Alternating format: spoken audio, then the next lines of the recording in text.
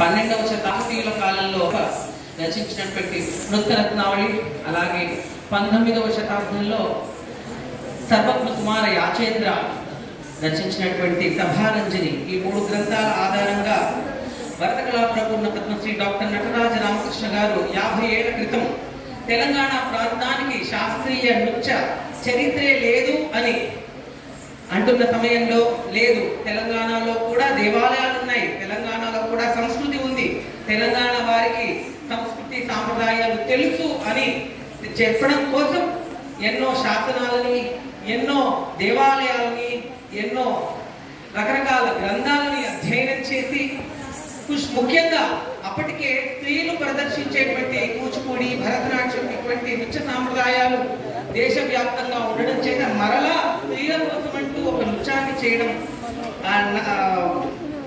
అవసరం లేదనుకొని పురుషులు ప్రదర్శించడానికి వీలుగా ఒక నృత్యాన్ని ఎలాగైనా రూపకల్పన చేయాలి అని ఈ పేరిణిలో ఉన్నటువంటి పురుషులు ప్రదర్శించే తాండవాన్ని తీసుకొని వారు రూపకల్పన చేసి అందించడం జరిగింది. మన తెలంగాణ ఏర్పడిన తర్వాత కాకతీయులు మనవారు కాబట్టి, మన తెలంగాణ ప్రాంతం కాబట్టి ఈ సాంప్రదాయం మన తెలంగాణ ప్రాంతానిదే అని చెప్పుకొని గర్వపడే విధంగా ఈ పేరిణిని నటరాజ రామకృష్ణ గారు రూపకల్పన చేశారు. ఆ నృత్యాన్ని ఆయన తరువాత వారి ముఖ్య శిష్యులు గురు శ్రీ కళాకృష్ణ గారు ఇంకా అందులో కొత్త కొత్త అంశాలను రూపకల్పన చేస్తూ, కేవలం పురుషులు మాత్రమే ప్రదర్శిస్తే ఏ కళ కూడా పైకి రాదు కాబట్టి ఇందులో స్త్రీలను కూడా జోడించి స్త్రీలు ప్రదర్శించేటువంటి అంశాలను కూడా ఈ పేరిణిలో రూపకల్పన చేస్తూ లాస్య తాండవాల సమాహారంగా పేరిణిని అభివృద్ధి చేస్తున్నారు.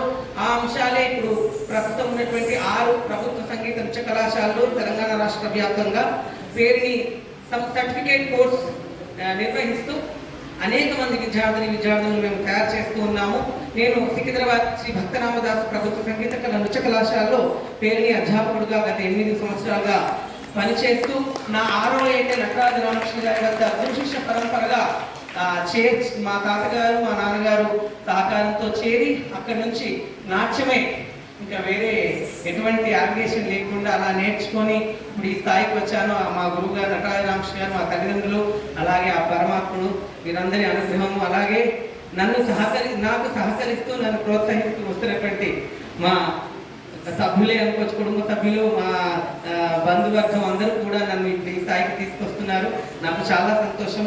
నాతో పాటుగా నెక్స్ట్ జనరేషన్స్ కూడా ఈ నాట్యాన్ని ముందుకు తీసుకువెళ్లాలనే ఉద్దేశంతో మేము కళాకారులను తయారు చేస్తున్నాము. అందులో భాగంగానే ఈరోజు నాతో ప్రదర్శించినటువంటి వీరందరూ కూడా నా పేరుని వృత్తిగా తీసుకోవడానికి ప్రయత్నం చేస్తూ ముందుకు వస్తున్నటువంటి కళాకారులు. ఎందుకంటే ఇప్పుడు ఉన్నటువంటి సిచ్యువేషన్ మీ అందరికీ తెలుసు, కేవలం ఒక నాట్యం మీద బతకడం కష్టం ఈ నేటి జనరేషన్. సో వాళ్ళు ఉద్యోగాలు చేసుకుంటూ వాళ్ళ వృత్తితో పాటుగా ఇటు నాట్యాన్ని కూడా రెండింటిని కలుపుకుంటూ వెళ్తున్నారు. ఈ రోజు నాతో పాటు ప్రదర్శించినటువంటి వారిలో భాస్కరాయని భార్గవ శర్మ,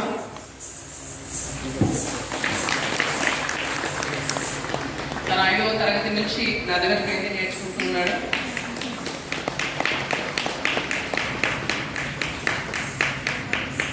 చంద్రకాంత్, రాముల చంద్రకాంత్, తను కూడా 8th క్లాస్ నుంచి నా దగ్గర పెయింటింగ్ నేర్చుకుంటున్నారు. ప్రస్తుతానికి వాళ్ళు ప్రైవేట్గా జాబ్ చేస్తూ కూడా సమయం దొరికినప్పుడు వచ్చి ప్రాక్టీస్ చేస్తూ ఇలా